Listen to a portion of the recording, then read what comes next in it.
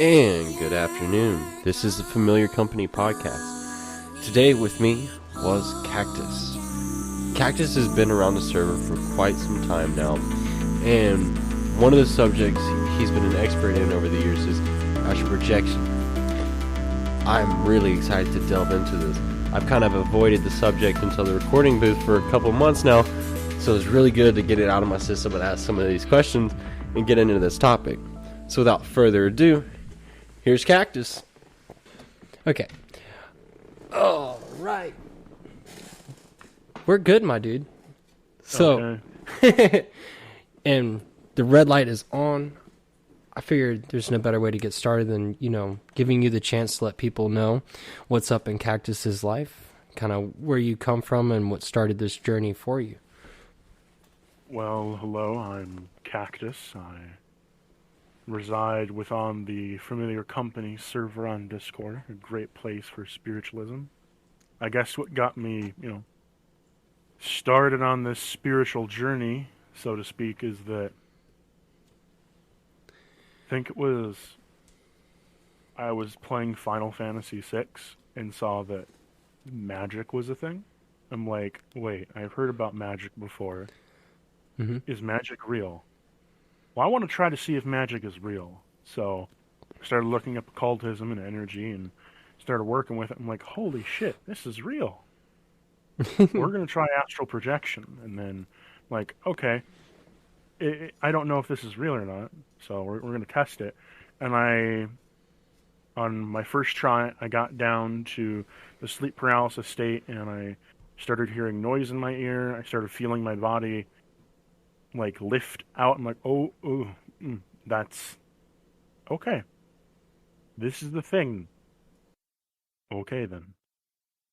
And that started me on my journey where I wanted to know more, because for me, finding the information about it and finding good information is so hard that it's just, it feels like a chore almost, that like you're digging through files and files and files just to find the information you want. That's not like some buzz article, someone saying astral projection, or some buzzword of, I projected, here's my story, but actually learning from someone. This is like back in like early 2000s when this is like really fucking hard to find. And then I decided, fuck it, I can project. Let me start doing my own research. Let me start doing my own research and document it and do it by the scientific method. Yeah, so you kind of had a little bit of a head start. Yeah. Cool. That if I can document this, because my thought process was, okay, well, I've tested this before and it's true. I'm not crazy. I've talked to other people and I think I'm not crazy, at least, is what my thinking process was at the time. And if I can document this and relay it with other people and have them do it, then my documentation is proven correct. So I did the scientific method, step by step, for everything that I wanted to do. And I just documented it in notebooks and notebooks and notebooks. And then here we are today, where Discord is the thing, and I have my text server that I put all my notes into, and I put my notes up here on the server as well. Yeah, and we appreciate it. Like, I've kind of like skimmed them here and there a bunch when I'm kind of curious about the subject, and it always kind of blows my mind the way you can elaborate and like the steps you're willing to take in explaining how to do these things to people.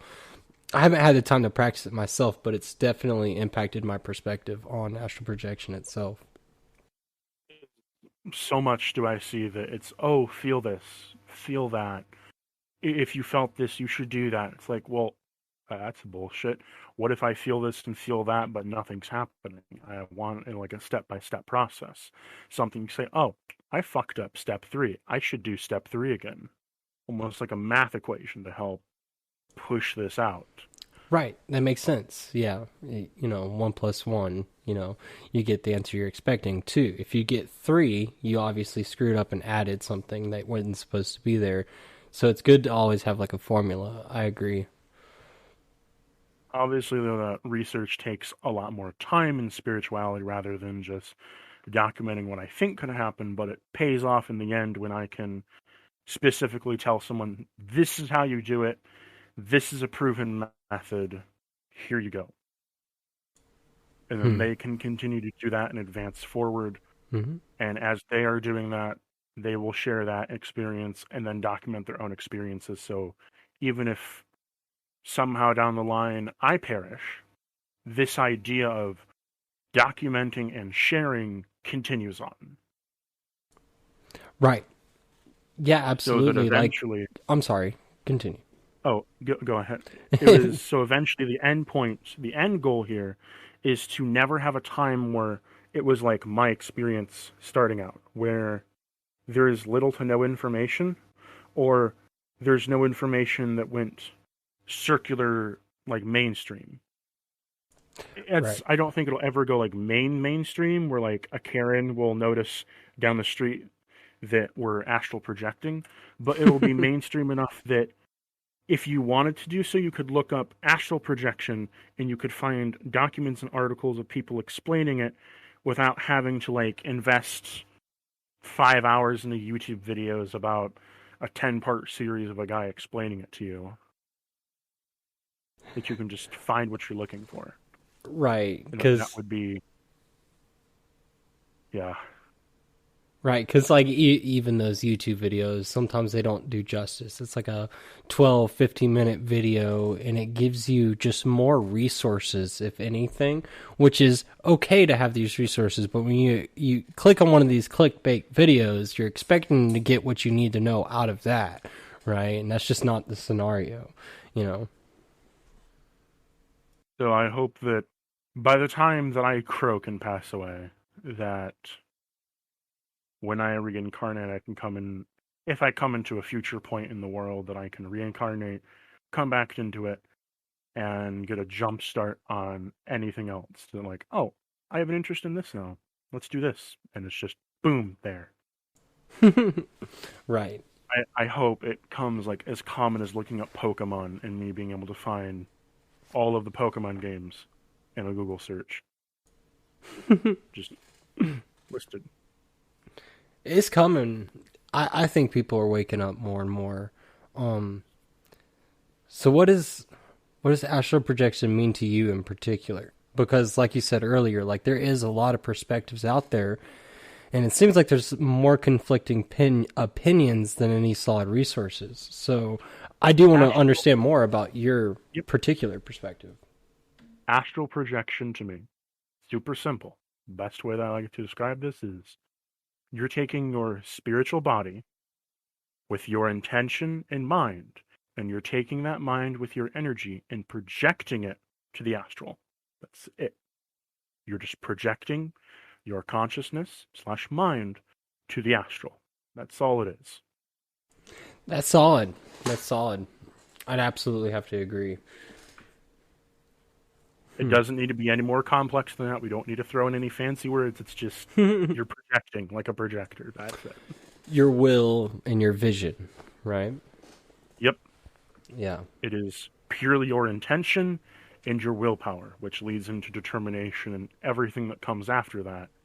But your willpower and your intention. And you'll project. That's like bare minimum. So what would you say is like the difference for a beginner and someone that's an expert when they're trying to go down this path? I'd say the beginner is that you're at a bad place and you're pretty fucked starting out in this subject, just because it's a hot buzzword for spirituality. I think it's like right up there with pentagrams and exorcism. Where like you can look up exorcism and it is nothing. Spiritual exorcism is nothing like what you'll find in every horror movie. It's I lit some sage and whiffed it around for a bit. That's an exorcism. Yep. And pentagram is, ooh, I drew 2 triangles on my ground with a circle around it. Look at me fancy. In terms of, you're just starting out on like the worst starting point, I feel, in terms of like buzzwords. In terms of a beginner's journey, though, a beginner's journey is really hard because it is trial and error. Astral projection is basically time, trial and error. Because what you're doing is you're building up, it's almost like you're building a muscle, like you're lifting weights. You're building up your energy over and over again to be able to hold that much energy in your spiritual body to project. Because many times, as a normal human, well, I say normal because we're all normal humans, but just starting out, you haven't worked your spiritual third eye. You haven't worked any of your energy. Your soul is barely producing energy. You're just existing. The most spiritual you'll probably ever get is a Hail Mary or saying hi to a Catholic and exchanging through conversation. That's about as high as normal people get spiritually. So you have to like work your muscles. And when you work that energy, eventually, over enough time, you'll gain a better understanding of your energy. Just like in a workout, you get a better understanding what your limits are and how to slowly push those limits. And then eventually you project. But astral projection requires time and patience, and consistent patience, which is something people just aren't willing to put in. It is one of the practices that I feel that requires the most dedication, because you have to put in the same amount of effort every single time, or else you're not going to get the same result. Because if you put in a little bit less or a little bit more, it fucks everything up. It's not like, for example, we'll take sigil work, where I can draw the sigil out, and as long as I have the sigil drawn out correctly, and I have the right intention of energy, it will generally do the right thing, even if I don't have the best grip on my energy. Astral projection, there's many variables, there's many steps along the way, and you have to do everything the same every time in order to make progress. Yeah, that makes sense. Like, from my perspective, I do ceremonial magic, and we've talked a little bit about that in the past, but I haven't gotten too deep with you, but a huge portion of all of ceremonial magic is astral projecting, using your mind's eye to move about the other side of the world, just, it blows my mind. And, like, I've kind of, like, avoided the subject for like 3 or 4 weeks now with you about astral projection, just because it's like I really wanted to save it all for the episode. And so I'm super stoked to hear about all this, because now from what I'm understanding is very similar to what we practice in ceremonial magic. And I like to see that, because like you said, it's working a muscle, right? Like, people don't use their imagination like they used to. And like, the more you work it, the more real it gets. And I think that's profound, The other thing to note about it is that many people don't do this, but one thing that is ever so important in astral projection is 2 other practices that you don't have to do them, but it's kind of, want to think about it like this. You could not drink a protein shake, but it won't harm you if you do it. You could not eat a salad, but it won't harm you if you do it. Those 2 practices being energy work and meditation. Energy work, 1, because that's working your muscle of energy, and that's forcing you to be able to feel it. And in the sense of the same thing with ceremonial magic, use your imagination, because so much of astral projection is taking in the information you see and processing it. Because if you can't process it, you're just blind. You're just walking through the ocean. It's like looking into the sun, right? Yeah, it's just black, nothing. You can't see anything at all. And so you have to work your energy, but you also have to work your sight, which requires energy work, number 1, and meditation 2. Meditation, so that you can get into the visualizations.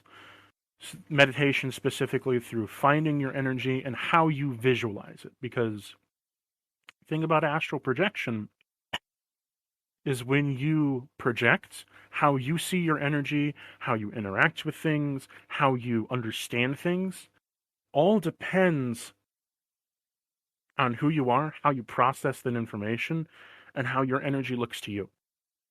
Yeah, Because everyone. if you don't understand how your energy looks, you're not going to be able to tell what it is. It's not going to feel right. It's going to fuck you up. Yeah, and everyone's incredibly unique, so they kind of have to feel that one out. Again, it's not required, but will always help you if you do so.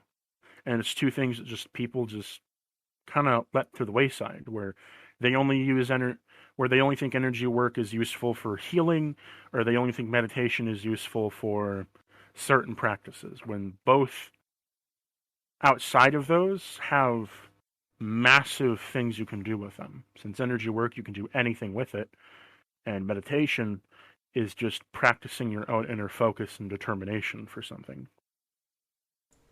Yeah, absolutely. For people at home, especially ones that have a struggle, right? Learning how to work with their imagination, so to speak, in this fashion, what do you think would be something that would encourage them to be more engaged?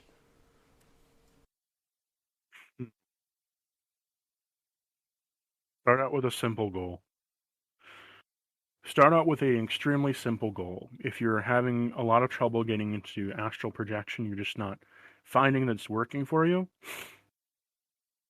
do a simple goal. A very simple goal for me, for example, would be get to your vibrational state. The vibrational state is, so we're going to break down astral projection real quick.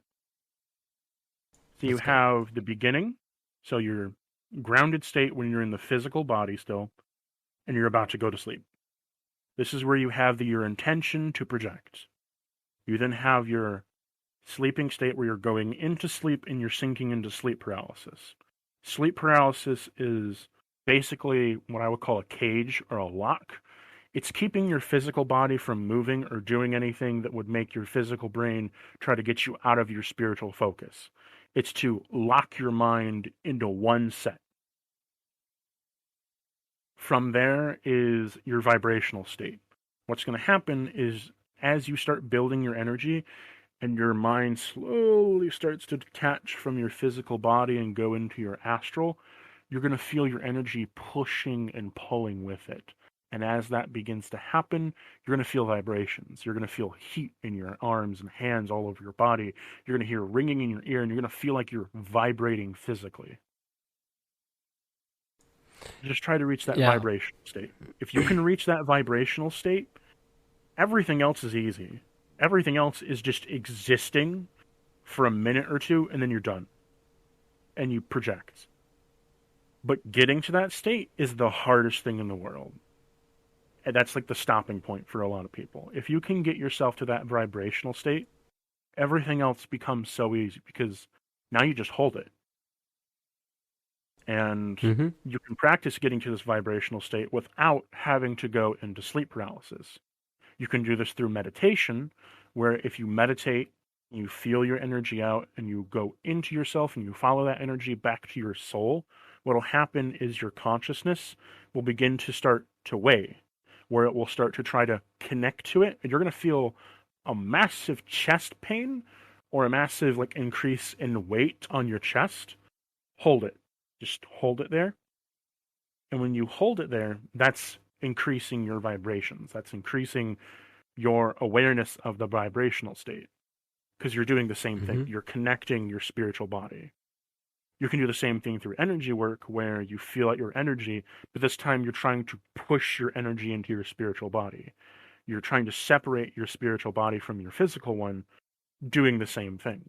You're increasing your awareness of it. So when you keep getting to it, you can keep pushing past it.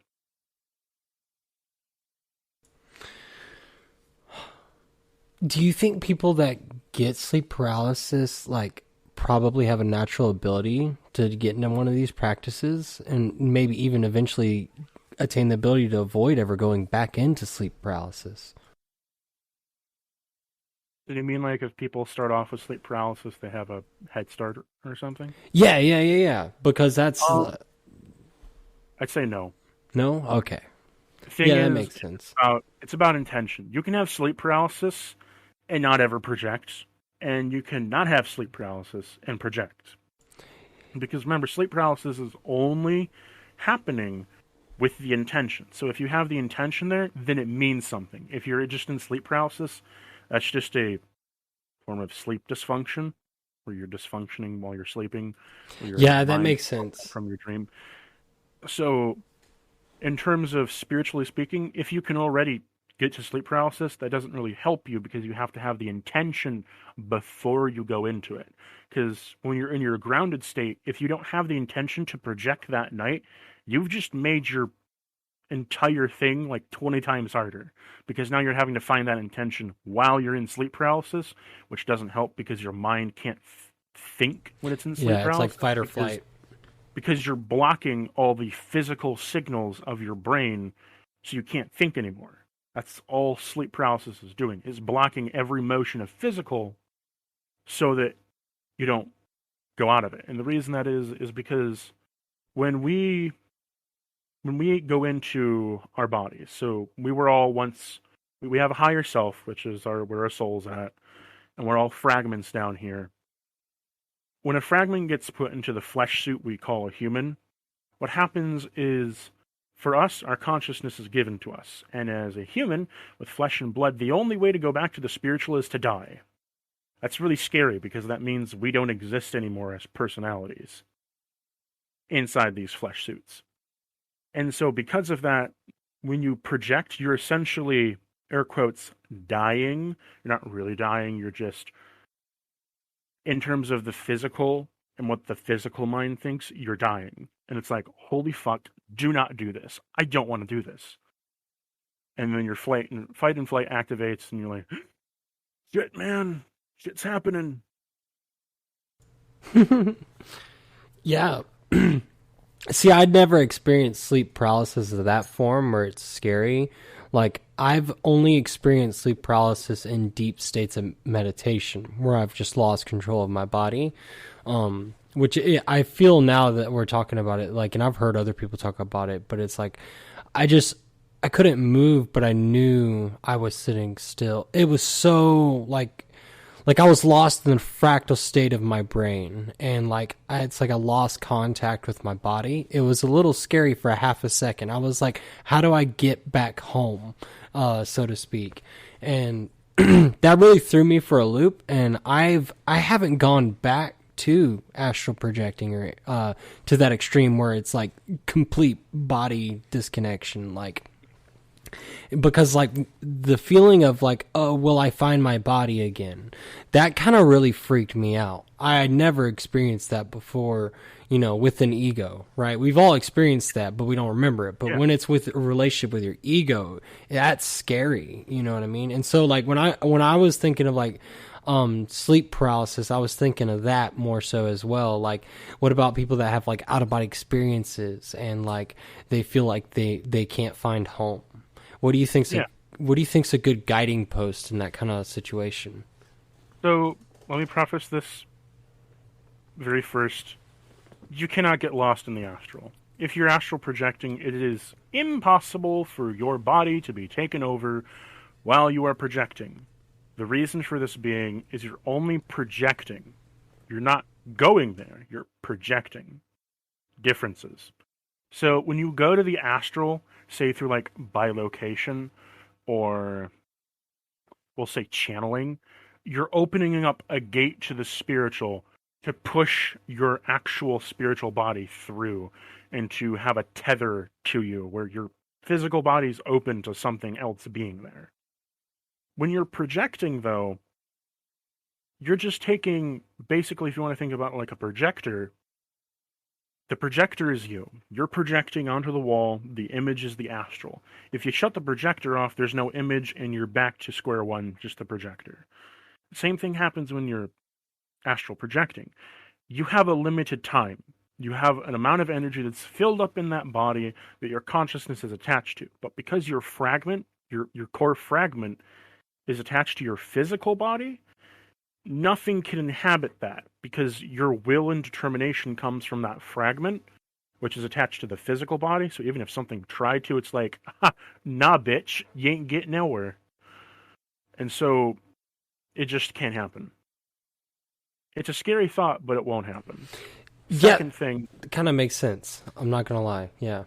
Second thing to note is if you're getting to that state where you're feeling scared or you don't know where you are in the astral, here's something you can do. Close your eyes, take 2 fingers, and jab yourself in the side. What'll happen is you want to close your eyes and focus your energy on your fingertips and jab yourself in the side. Your spiritual body will transfer this as a pressure. This will transfer to your fragment as a pressure on the physical body, which should jolt you awake. Because you're in sleep paralysis, anything that moves you slightly will make a response to you because you're hyper alert right now. You're in fight or flight all the way through it in the physical. Anything that touches you, boom, you're awake. So if you do that, it'll wake you up out of it. And you'll instantly snap back into your body and boom, you're awake now. Yeah, that makes sense. Yeah, I've heard of different methods of that sort when you're like, if you're a lucid dreamer and you are dreaming, that you can wake yourself up by like pinching yourself, slapping yourself, right? But you're talking. What would you say? Like, should you like practice that in your day-to-day life to kind of like instill it into your night? Oh well, no, yeah, because it's two different things, right? I was gonna ask that at another point. Two different things. I forget. I forget. I know. Red button. Sorry, I almost pressed it. I was like, oh yeah, that's right. I know this. Okay, but yeah. You're fine. No worries. Specifically with astral projection, do you think it helps to maybe build some kind of muscle memory? Like, I think it still applies to astral projection as well. You can practice this in meditation, energy work, or normal projection. So we'll go over examples of each. Meditation. If you're meditating with your energy, when you're in that deep state, don't move your hand, but move the thought of your hand pushing into your stomach. So when you're in that deep meditative state and you're following your energy and you found your middle point, imagine you're pushing into your stomach and keep doing so until you feel it. Your physical body won't move, but it's your energy that's creating a pressure there. If you practice that, one, you're improving your energy, but two, you're practicing yourself getting used to be able to maneuver that energy to make a pressure. Energy work. Through energy work, what you're essentially going to be doing is the physical state of it. You're going to be focusing your energy into tips of your fingers. What you're essentially trying to do is take all the energy in your arm, go from the shoulder, and try to shove everything in one direction all the way to the tips of your fingers. And with your other hand, place, say, if you're using your index, middle finger, and thumb, take the other three fingers and press them against it to buffer, to like push back. And you're essentially creating that force that's there and the feeling of that force and controlling it to where eventually you will learn how to condense your energy. One, you've learned how to condense your energy, which is extremely important in energy work and building your energy. And two, you've learned a basic technique how to get you out of projection if you're ever scared. Through normal projection means, another way you can do this is by doing a half-step method where you lay yourself to sleep. You don't go into sleep paralysis. You have the intention to project. You place your hand into your stomach and you hold it there. And you attempt to slowly push yourself into sleep paralysis then. What'll happen is each time you go into sleep paralysis, you'll get to a point and then you'll jolt back awake because there's a pressure on your stomach now that because you go into fight or flight, it makes the response, your body jolts awake, and here you are. You keep practicing. Oh, well said. Dude, thank you. Yeah. No problem. That actually, a couple of things there aligns with ceremonial magic. Forgive me if I'm trying to interweave dots here, because it just astonishes me. Because astral projection's a huge tool in it, so this is how I'm relating the most. But when you talked about like hardening your aura and whatnot, and like that clicked really quick. I was like, oh yeah, that's like one of the biggest goals when you're starting out, and that's why there's the quadballistic cross, right? You know, so it makes perfect sense. I'm curious, did you when you picked up that certain mechanism, was it from research or did you stumble upon that in particular? it was from my research that I'm like, okay, well, I can condense energy to make it denser, and it's heavier, and it feels heavier to move, but it's also more potent because it's condensed. And I'm thinking, well, I need something to get me awake, so what if I just... Because I know that I could jab my fingers into my stomach. I found that out one way, because I projected, I got scared, and I punched myself in the gut because I thought I could, like, wake myself up, and then I found, oh, my fight or flight is all the way through this whole projection. Okay. So I figured, okay, well, if I can condense my energy, let me put it in my fingertips. Mm-hmm. And after I started doing more energy work, this is how I created my snap method. The snap method is basically you seal your hands off and you seal your entire body off, but you make little slits on your fingers spiritually. So when you snap your finger, it opens up a tear for the energy to go out. It's a control mechanism to make sure you don't do anything with your energy. Yeah, I like that visualization. That's a nice one. Because you tear it open, boom, there's 2 tears, the energy goes out and does what it needs to do, whatever you were doing. But that's how I discovered the snap method. In terms of it was through research. And then I found other people using similar methods of using either like their hands or cracking their hands or having different senses of how they do it, or some would like scratch their skin or something. It's just a small amount somewhere on your body to get your body jolted. It's like, what the fuck was that? And you jolt up. The only time this won't work, though, is if you run out of energy. But in that case, you went to sleep. So if you run out of energy when you're astral projecting, you'll burn out of energy and you'll instantly stop projecting, and then you'll just conk out and sleep. That makes sense. To backtrack just a wee bit, because we were talking about kind of getting into some scary situations. What was the most intense experience you've had so far with astral projection? I think the most intense that I had is, I think I told you about it, but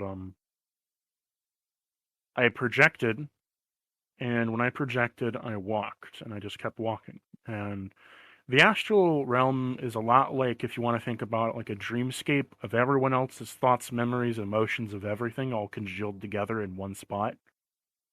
And I was walking through, and then I came up to a part where I felt an immense sense of dread. Not like normal dread, where like you know where it's coming from, just like I walked in one direction, and then I walked one step forward, and I felt immense fucking dread. Like I was gonna shit myself right then and there.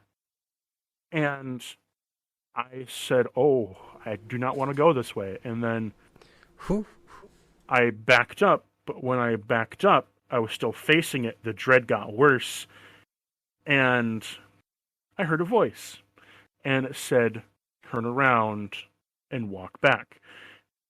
And I heard the voice, and I heard what it said, and as soon as I knew it, I was like far away from the point that I was. Almost like waking up from like a dream that like I was just far away. And I'm like, what the fuck was that? So I went back, felt the dread again, and then I heard another voice, same thing. But this time, I'm like, no, I'm not going to turn around. I'm going to fucking see what this fucker is, because if this thing is moving me without my want, what the fuck are you doing? What are you? I walk up, and I found a cherub, and I fucked up. Oh, God. They are the scariest fucking things you can find out there, besides the old ones. Besides the old ones are fucking scary, but oh my God. I'm like, oh, I just turned my face away, and it's like, don't be afraid. I'm like, oh, yeah, easy for you to say. And it just asked me to leave, and I said, okay, and I woke up in my body, so it forced me into my body again. Yeah. That was... I'll be honest, it sounds like you offended it. It was like, oh, okay, I'm ugly. like they're sensitive, like, but they're benevolent and loving. And then I found out what it was later, which was a cherub, and I'm like, holy fuck, I could have died. I honestly, you could have died. I could have gotten hurt. I probably couldn't have died. I'm being hyperbolic, but I could have gotten hurt. Yeah, speaking of like Ophinum, cherubim, and things of that nature, I'm pretty sure I've encountered an Ophinum from like a psychic point of view at the very least, and that messed me up. That seriously put me in a weird headspace for a couple of days.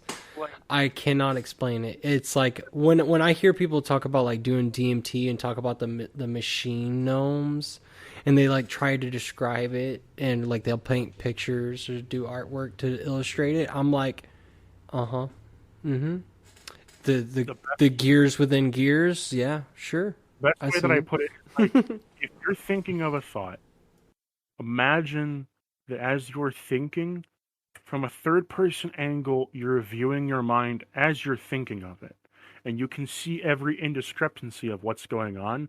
But as you're thinking and seeing this thing move, you yourself can see the inside of your brain. And you can see it move. Different from what this is moving. And it's like an infinite loop back and forth. Phew. That's the best way I explain of how they do mental fuckery. I think the only other time that was the one of like the scariest things is meeting a shade for the first time. What's a shade again? I forget. So they're a special kind of creature. A shade is a spiritual being that is different from the higher or lower realms. They exist off on their own, doing their own thing. They have their own little pocket dimension they exist in, and they're their own thing. The way you make a shade is basically, the best way I want to put it is, they are like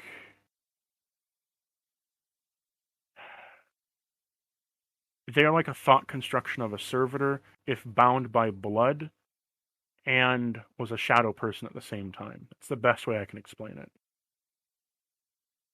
That works. They are not quite a demon, but they are not quite a shadow person, and they're not quite a spirit being either. They're made up of many things.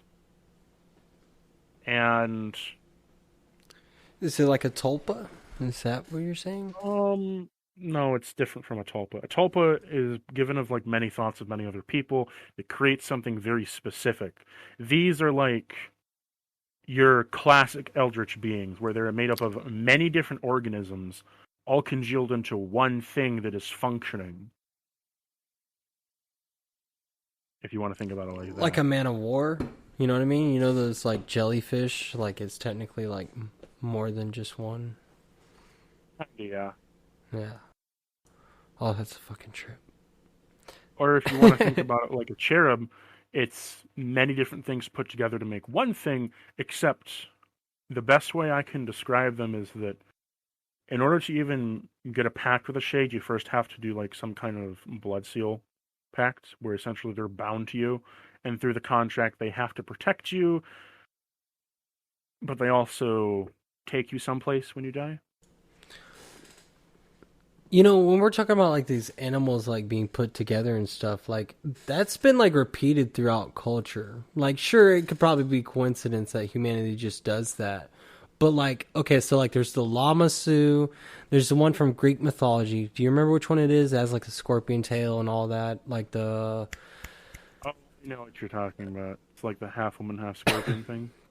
No, it's got like three heads. It's not the dog. It's got like a lion's head, a snake's head, and then like it has a scorpion's tail, and it's like the body of a lion. I can't remember it right now. Don't you hate when that fucking happens? Like a bull, lion, and like some kind of snake head, and it has like body of a beast, scorpion tail. Yeah, it's a chimera. Chimera! Thank you, man. Yeah, that's it. The chimera. Yeah, and then it's throughout several cultures, too. You know, like that theme of like like a conglomeration of animals. Is this like mythological creature? Anyways, these spirits take the form of like a humanoid, and so best way that I can put it is like imagine you're hugging like one of your friends, okay? Okay. Imagine you're hugging one of your friends, except that hug feels like it's coming from 50,000 people. Different, all layered on top of each other. Mm-hmm. That's like what it feels like to touch a shade. Looking weird. Anyways, I encountered one, and I was working with a chaos entity. So I was in like the domain of chaos. I was in there learning from them, talking with them, and came across a shade. Never again will I ever touch one. Oh God, never again. I came up to it. I thought it was okay, humanoid spirit. What the fuck could be wrong with this? I gave it a handshake, and it felt literally like you're touching like 20 other people's hands at the same time you're touching this thing's hand. And it feels cold, clammy, slimy, and it smells of sulfur.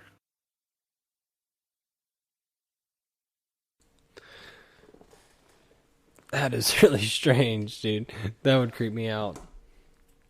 From all that they could tell me is they are spiritual things that exist outside of the astral plane. They're not quite in the fourth or the fifth dimension. They're in like the middle line. There's like a set amount of them. They can't really have much influence over the world. It's just that they exist. Weird shit in the astral. Would you say they're more of a neutral figure in it all? Yeah, they're more neutral. They won't fuck with you. They won't even come near you. Most of the times, if you're seeing them, you won't even recognize it's them because they like to take appearance of different spirits, similar to a trickster. It's just that if you do end up making a pact with one, they're very specific, and they're mainly through familiar magic, family. So you have to have, like, if you wanted to start it, you would have to start one, and then everyone below you will be required to do one, whether they like it or not. That's really strange. And that's how one becomes a shade? I'm confused, right? That's how a shade attaches to you. The way that a shade, I believe, is born is basically you acknowledge, like, say your mother started one and got a shade. You got your blood to seal on a piece of paper like this contract or whatever. It then spawns from your own energy a shade, which is made up of itself and your energy. Does that make sense? Whoa, that's a fucking trip, dude. Yeah, no, it does. It does make sense, but that's an uncomforting idea. And so this thing is like attached to you. Why does it have to be a blood contract though? Like, why can't you give it a teddy bear? I think it has to do with it's the same regard of light work, where light energy or light work is so much more potent than regular energy work because you give it matter. You give it physical matter. Therefore, it has physical change. So we don't recommend doing this at home. Stay away from the shades. Don't do this. Don't start this. Don't do this. I don't recommend anyone do this. It's just what I've run into in my experience. Don't seek them out. They're not. They're like the old crusty man of your next door neighbor. They don't want to see you. They don't want to talk to you. They just want to enjoy their shows inside and drink their beer. But so you didn't do this. You just happened to stumble upon one in your travels. I stumbled upon one in my travels. I shook its hand. We talked, and it's like, okay, yeah, this makes sense. Hello. I was said you freaked me out. And he's like, yeah, I can tell. And damn. So it's like they're not like predator forces. Like, they're neutral, but they like lack substance. So like people that know about them, say throughout travels and whatnot, then Yeah, that makes sense. Yeah, it kind of the dots add up You there. can. It's kind of like a vampire. You can find one in the spiritual realm if you look hard enough. But do you really want to find one because No, they're just neutral forces? no. And when you do find one, they have immense power and will fuck you up. It's the same thing with a shade. You can find one. Just why would you want to? Yeah, not recommended. I So do. that would be my scariest shit I've ever found in my travels.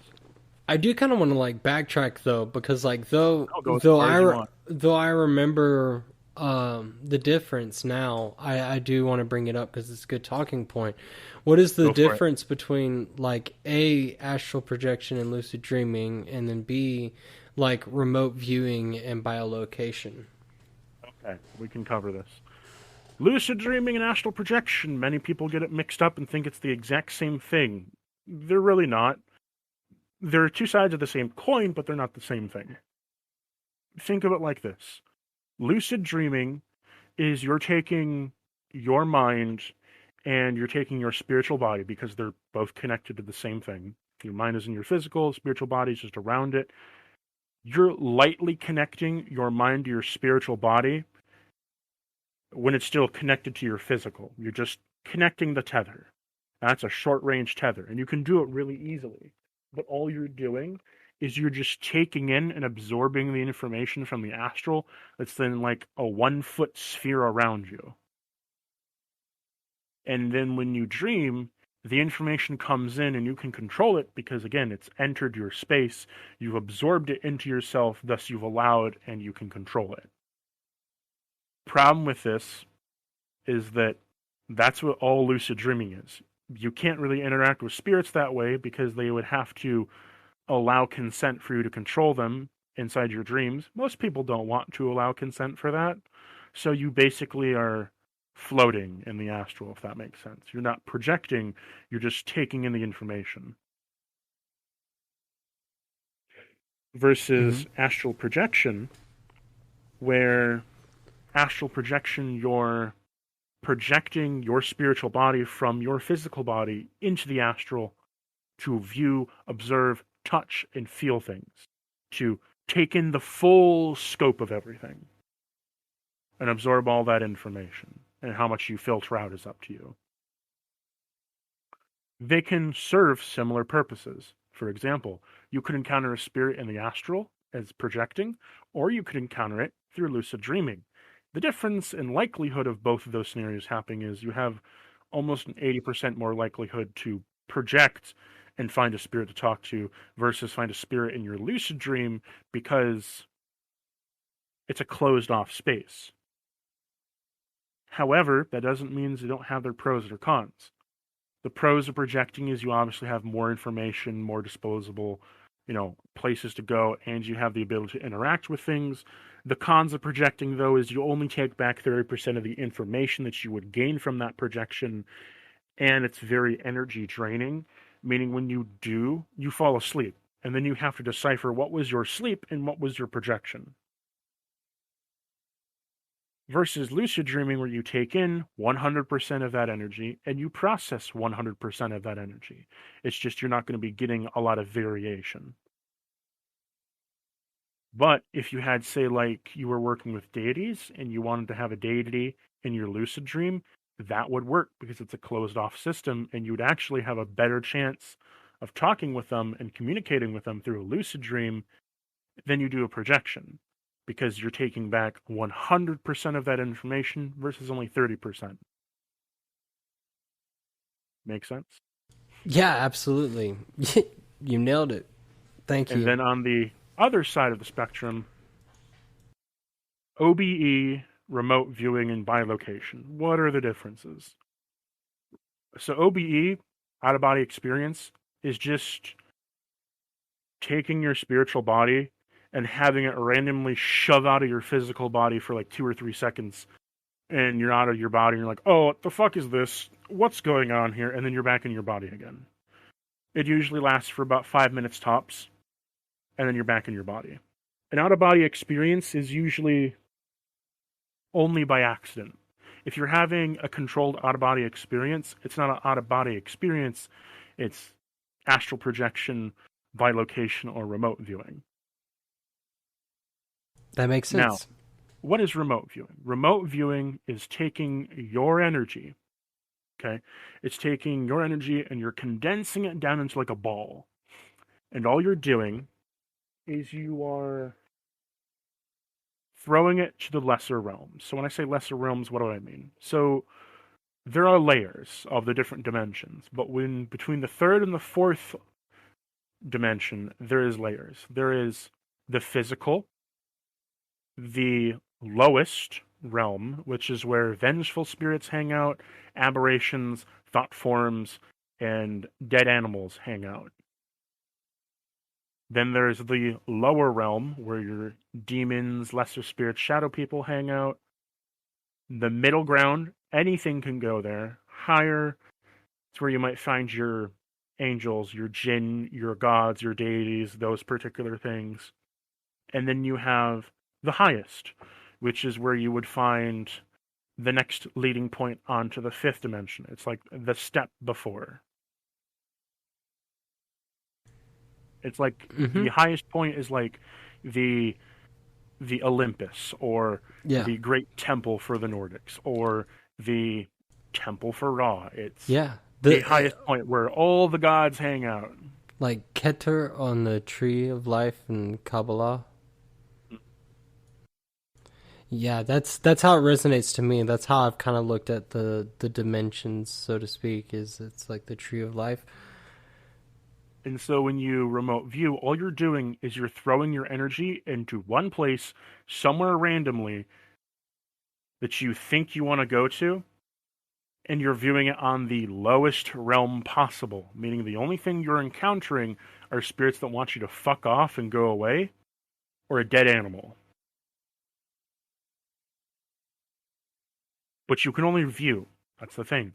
You can only view things, and you can only do so either through sleep or meditation. Also, because you can only view things, you can't do anything with your spiritual body. Because if you try to, your spiritual body is not reciprocating, because you've condensed it into a ball, basically. There's no room for it to move. You're just viewing like an eye. That's why if you ever feel that something's watching you, that's someone remote viewing to you. That's why it can go through wards, it can go through spells, it can go through everything, because it's not on the lower realm yet. It's not in the fourth dimension. It's in the in-between layer, the one where like all the least harmful shit exists. The barely spiritual. I say dead animals are barely spiritual because they don't really work with their energy. They die and now they exist there.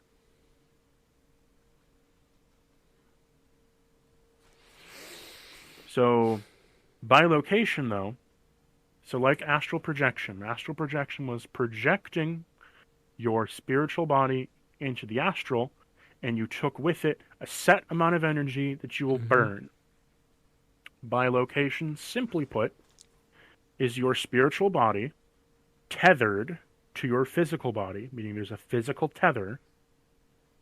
Okay. And this tether is you pump your energy until the body is filled up, and once you do so, it splits your consciousness equally.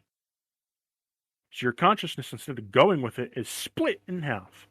Now, while I'm physically talking to you, I could bilocate somewhere else, and inside my mind, see what that body is seeing, and I can interact with the spiritual.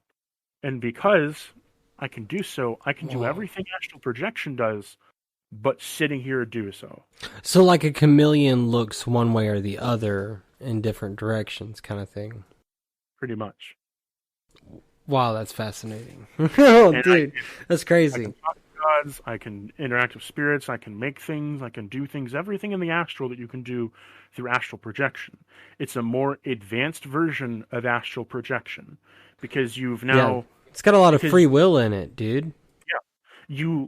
It requires you to be able to project first, because you have to have that grounding state to understand the taking of energy before you can even get to the tether. Because the tether is 1,000,000 times more draining than just taking the energy from you. The next thing is if you don't have good meditation, it just won't work because you won't have the focus for it. And lastly, how far you can project is based on how much you worked that energy out and how much energy you can supply that tether with. The further it goes, the more energy it requires. But the better you get at by location, the better it starts getting, because you can start getting multiple bodies. There's no limit on the amount of bodies you can create. I'm currently up to 15 at a time. Whoa, so it's like characters in D&D or something. Yeah, if you want to think about it like that. Yeah, I'm just trying to give it an analogy for commoner reason. It's like G&D, or controlling multiple characters in a video game. Or if you want to think about like chess pieces, you control the board. You have all these different bodies doing different things that you can see through their mind and process that information. Granted, that takes a lot of filtering that I put in place to obtain that information and still be able to do shit. Otherwise, I'd be in a less than cognitive state if I tried absorbing it all at once.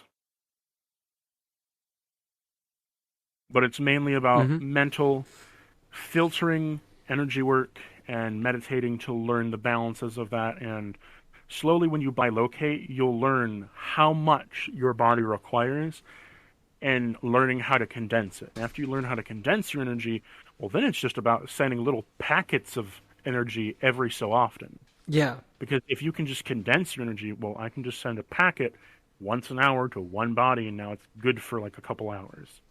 Yeah, that sounds a lot like ceremonial magic. That's what we do when we're working with angels and entities of that sort. Like, that's how that works. You know, we just don't, you know, this is much more personal. You're using your own conglomeration of energy and whatnot. It's very specific, whereas we're working with beings, and I find this very, very fascinating, how there's the possibility that I'm much more capable than I think myself to be, right? And that more capable. You know what I'm saying? So it's like, it's very interesting to hear this. It's like, though I should probably just be talking to angels. I probably shouldn't ask them for favors, is what I'm feeling right now in my heart, and that I can do these favors of my own with practice and training through crystallizing my aura and escaping samsara and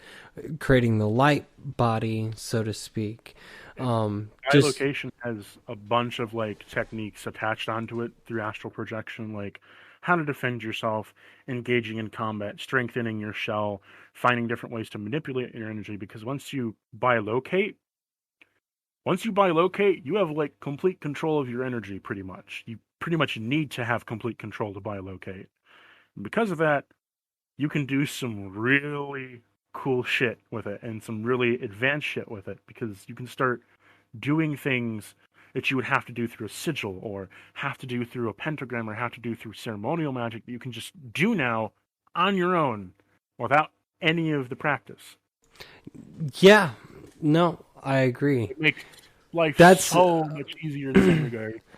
And I don't want to put a label on anything, but it's like, I'm going to say it like, it's definitely like chaos magic vibe right now. And I appreciate that. Like, that shit works, you know, find your way. I find myself constantly breaking things down and putting my spin on it to make it more personal all the time. And so I agree. Like, this is wonderful to hear. This is like very comforting, you know. I'm so glad we've kind of like sat down and gone through this. Yeah, I appreciate it. Thank you, man. No problem. Dude, I want to backtrack too, though. Okay, so you want. so I want to get. So we were talking about like remote viewing there and OBEs and things of that nature there for a little bit. I was curious, have you looked into the Gateway Project and remote viewing in that nature? Mm-hmm. What are your thoughts on that story of the government doing research on it? My thoughts on it are, it's kind of ironic. I find it very ironic that a Christian-based country is looking into remote viewing. It's just, oh, the irony. But I find it ironic. I find it very interesting that they came up with these different psychic abilities, because it puts an extent that while remote viewing is in the lowest realm, you're still kind of physically there, so you can still engage with these lesser psychic air quotes abilities, because all psychic abilities is you're taking your energy, dropping it to the lowest level to influence the physical in some way. And when I say dropping to the lowest level, you're essentially taking your energy to apply pressure or apply temperature or heat to something, and that's at the lowest level of all the realms, below the lowest realm, because it's pushing into the physical. So I find it interesting about those psychic abilities. In terms of everything else, I just find it kind of hilarious in some regards, where they're testing different things with the goat screamer and such. Puts a freaking goat somewhere. Trying to stop the goat's heart. It gives me like, this is like one way that it just, going back to like the bilocation thing, it just makes me think of JoJo. Like, because the way that one person described it to me is having bilocation is like having your own stand on standby. It's like having your own stand from JoJo. Just, I summon my stand myself. Or it's, I'm using my psychic ability. I'll make this goat scream. You can't get past me, Jotaro. So one of the things I did get out of that file was hemi-syncing. When I looked more into hemi-syncing, I thought it was really fascinating, and I feel like it plays a really key role somewhere in all of these practices. What do you think of hemi-syncing? Hemi-syncing. Hemi-syncing.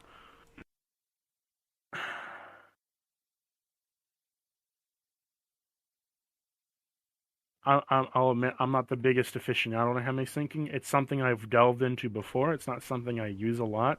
As for me, hemi-syncing is one of those things you tackle when you already can project multiple times, or you've done bilocation already. Because incorporating other psychic abilities and other abilities of your brain to hemi-sync is just a more advanced version of bilocation. So we have astral projection. We've already done that. Bilocation, done that. Hemi-syncing would be like the step of bilocation, where now instead of taking half of your brain, or the pure 1/2 scale, you're taking a 1-part cubic sponge of that part of your consciousness to embed in something else, while you control yourself and another half bilocated body. It's like splitting up the bilocated body into miniature ones while still having it remain half.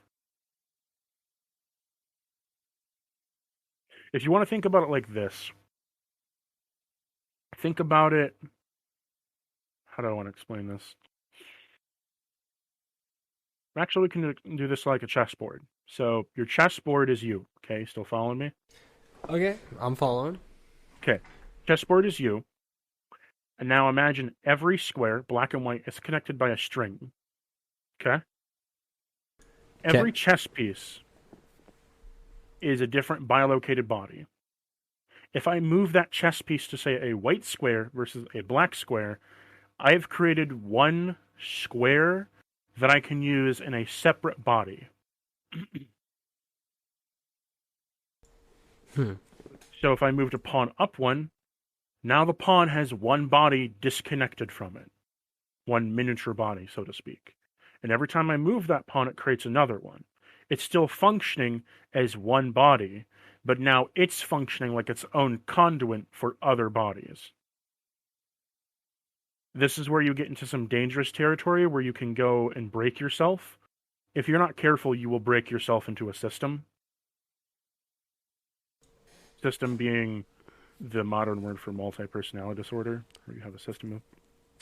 Yeah, it overloads and leaks into your ego, so to speak. What'll happen is because you're now creating a conduit for this thing to exist, if you're not careful, that can take some of your consciousness away, and you can end up creating a personality inside of it. You can end up creating something that never should have existed, where you're taking and you're fragmenting your soul already. You're fragmenting the fragment into creating something now inside yourself, and now you're an amalgamation. You're no longer yourself. You're amalgamated with this other thing that you've birthed forth.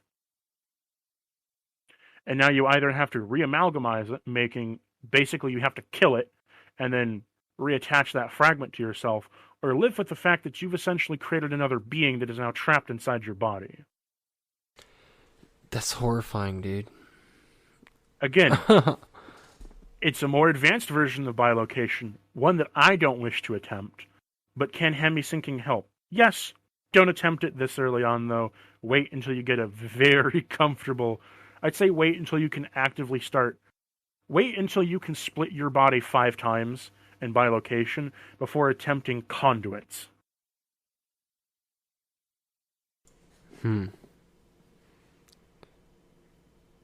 Whoa. Because I'm just kind of blown away right now. I'm gonna be honest. Like, holy shit. And one way you can think of this as, because after you're an amalgamation, what happens is, so I'll go into worst case scenario if you want to go down that territory. Sure.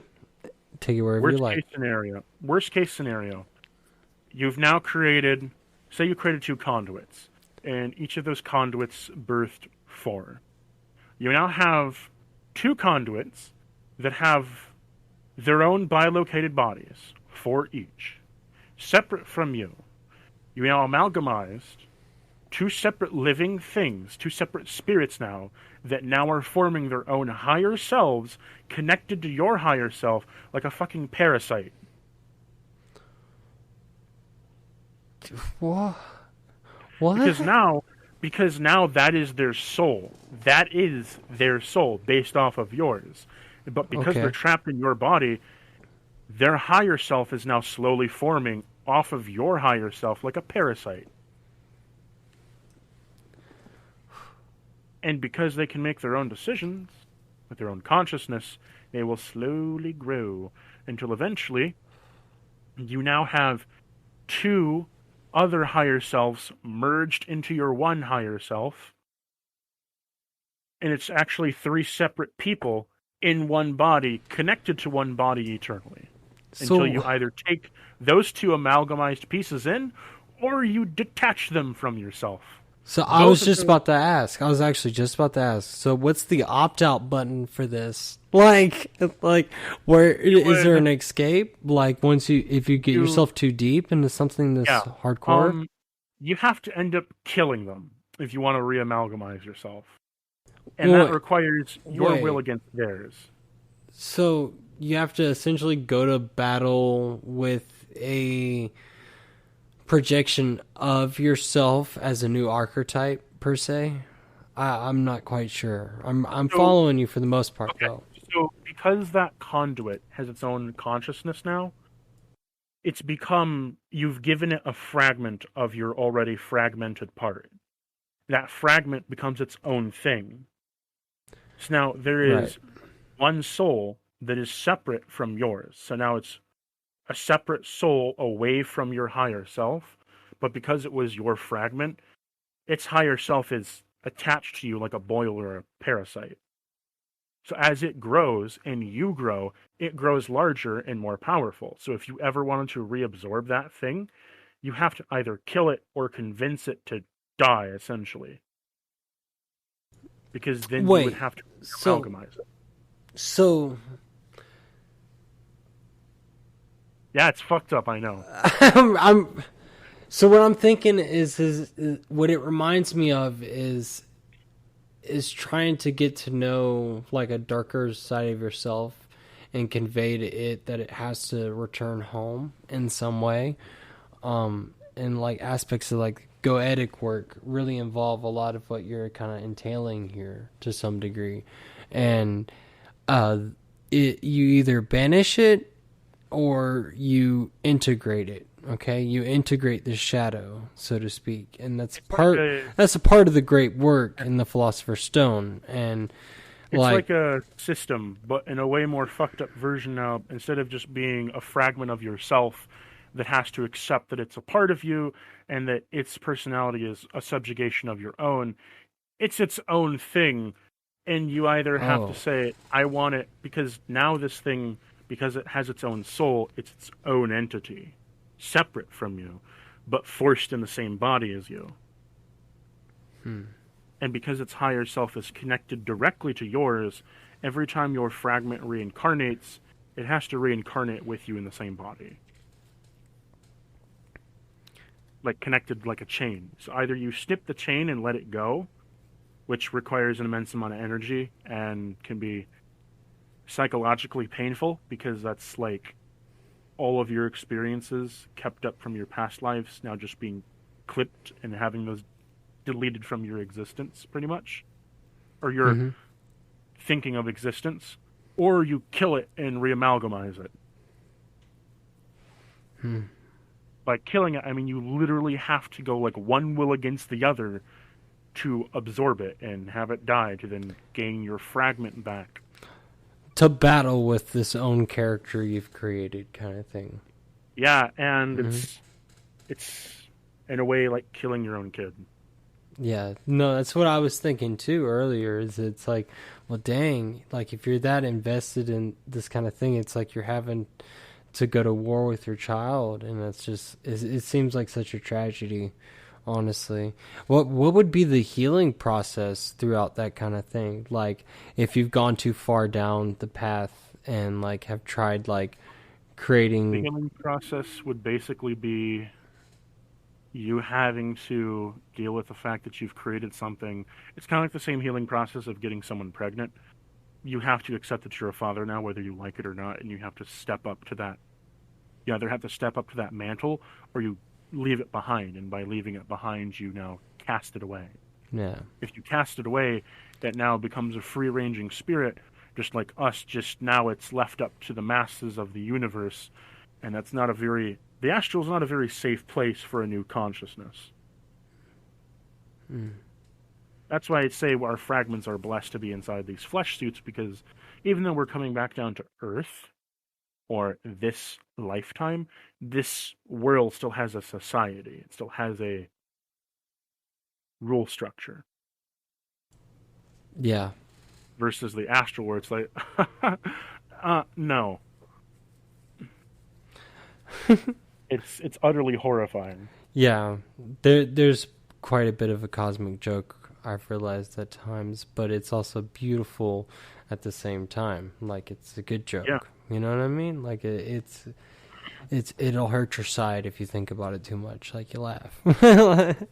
But it's a good one. I think we've covered a lot today, honestly. I think it's been really beautiful. Real quick, I want to ask, like, what are the final words you have for everybody, you know what I mean, that are coming into this world? And it seems like with the end here, like there's a lot of risks to be had. So what should people avoid within their first year, and what would be some wise words you'll lead them with down the road?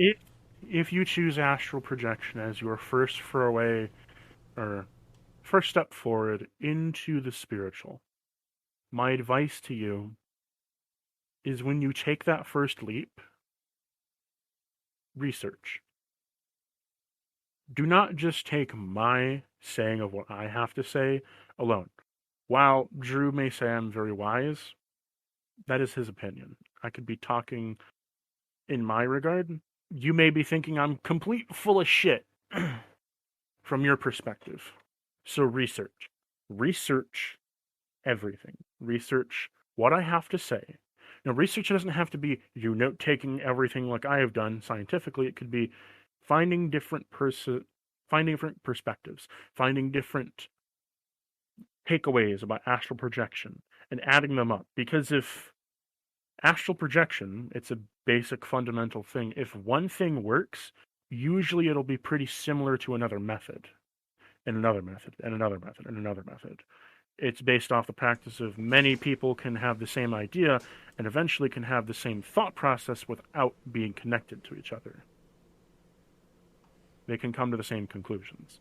Research and find that out. 2, in your first year of projecting, expect to go through hardships. Expect for it not to come right away. You'll be lucky if you can get to the vibrational. You'll be lucky if you can get to the sleep paralysis state in 3 weeks of starting. You'll be lucky if you can get to the vibrational state after 6 weeks of starting, because it takes constant effort. My third advice to you is don't let this absorb your life. Astral projection, while it's nice, and spiritualism is an amazing tool we can use to understand the world, it's a tool, not a lifestyle. Mm-hmm. It's a tool you can use to live and help you live, but your lifestyle is based on everything else you add into it. So if spirituality has overtaken you to the point where you're so obsessed with projecting that you're always trying, I'm going to say limit your time projecting to 1 try per day. Try 1 time per day. And don't try any more. Because if you try 1 time per day, that leaves you all that extra other time to work your muscle, to work your energy, to practice, to live, to breathe.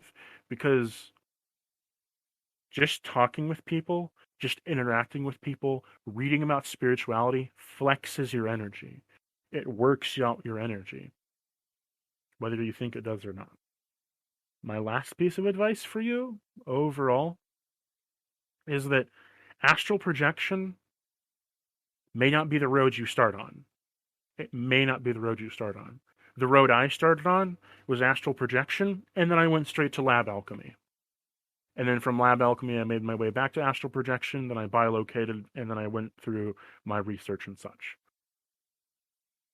The astral projection may not be the road for you. It might be magic. It might be witchcraft. It might be Buddhism. It might be chakras. It might be energy work. It might be alchemy. It could also be, hell, pentagrams and sigils.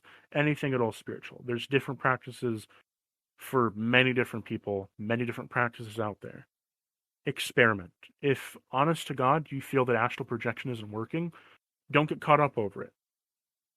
All spiritualism grows other spiritualism. So if you were growing with yourself spiritually through astral projection, great. You have a head start in every other field of spiritualism because they all intertwine and connect to each other. Every skill you learn transitions to another practice in some way or another. So you're always building a skill somewhere. Just transition to another one, and then another one, and another one. And always know that spiritualism is about your own self getting to know this other realm. It's going to take time for you to get these. It's going to take time to get the senses, to get these things going on. You could get the sense right now, in 2 weeks from now. And it could take you the rest of your life to get a full projection and to understand spirituality. But that whole time you were gaining information, becoming a wiser person for it. That is my advice to newcomers and experts alike. Oh, bro. Hand clap. Beautifully said. Thank you so much. No problem. Anytime. Hey, we've got to pick this up again. Like, you've sparked a lot more questions, but I do want to save it for another time. This has been lovely. Thank you so much. You want me on next? It might be sooner than you think. Let's get out of here. Let's go hang out with them. Okay, Y'all take care. Much love.